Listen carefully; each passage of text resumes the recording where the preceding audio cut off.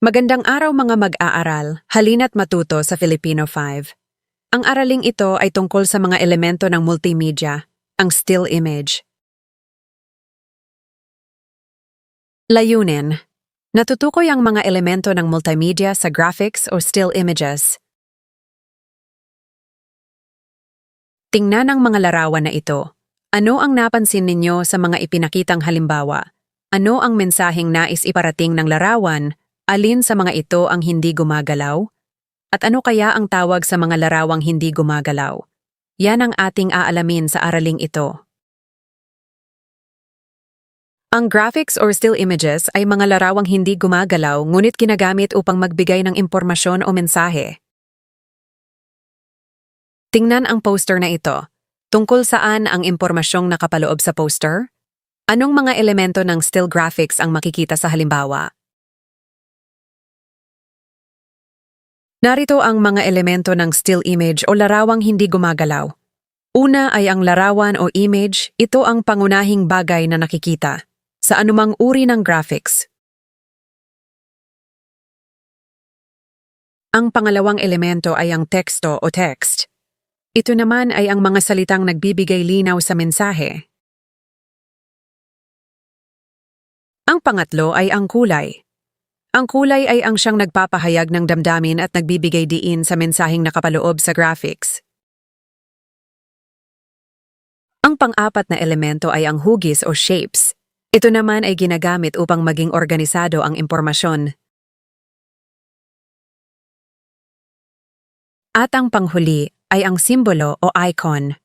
Ang mga ito ay ang kumakatawan sa isang ideya o babala. Maliban sa simbolo ng babala, ay marami pang simbolo o icon ang maaring gamitin sa pagbuo ng still image. Ang graphics o still images ay gumagamit ng iba't ibang elemento tulad ng larawan, teksto, kulay, hugis at simbolo upang maipahayag ng malinaw ang isang mensahe. Narito naman ang mga halimbawa ng still images. Una ay ang poster. Layunin nitong magbigay ng impormasyon o paalala. Pangalawa ay ang infographics na may layuning maglahad ng impormasyon gamit ang larawan, teksto at simbolo. Pangatlo ay ang traffic sign o road sign. Layunin nitong magbigay ng direksyon o babala, katulad ng mga nakikita natin sa mga kalsada. Pang-apat ay ang campaign poster. Ang layunin naman nito ay hikayatin ang mga tao na gumawa ng mabuting gawain. At ang panglimang halimbawa ng graphics ay ang advertisement or print ad. Layunin nitong magpakilala o magbenta ng produkto. Bakit nga ba mahalaga ang still image?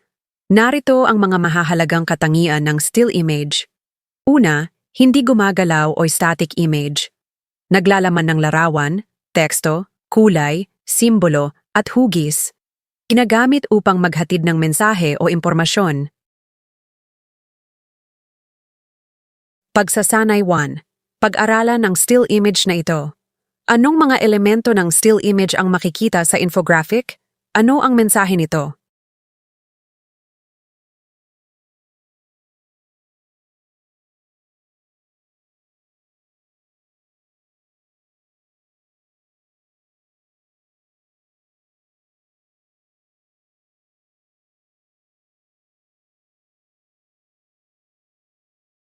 Pagsasanay 2. Panuto. Tukuyin kung anong elemento ng multimedia sa graphics o still images ang inilalarawan. Piliin ang titik ng tamang sagot. Ito ang mga salitang ginagamit upang ipaliwanag o palinawin ang mensaheng ipinapakita sa isang poster o infographic. Letter A, larawan. B, teksto. C, kulay. D, hugis.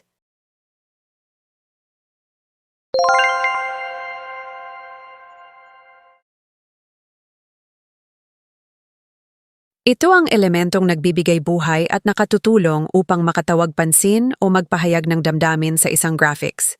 Letter A, simbolo. B, kulay. C, larawan. D, teksto.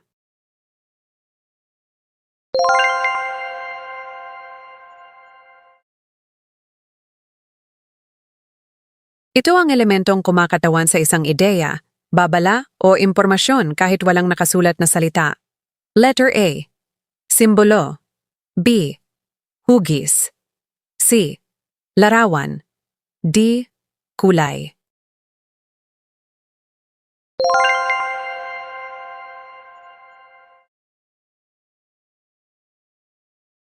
Ito ang pangunahing biswal na nagpapakita ng tao, bagay, lugar o pangyayari upang maunawaan ang mensahe. Letter A. Teksto. B. Larawan. C. Simbolo. D. Kulay.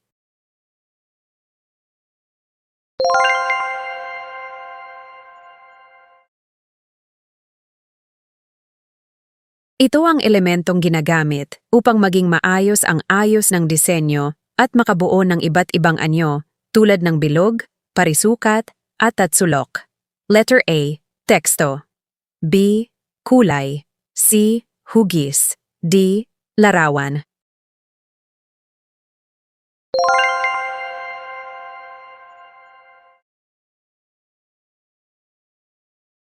Paglalahat na tanong. Ano ang still image o graphics? Ano-ano ang mga elemento ng still image? Bakit mahalagang maunawaan ang mga elementong ito? Ang iyong sagot ay maaaring ibahagi sa klase.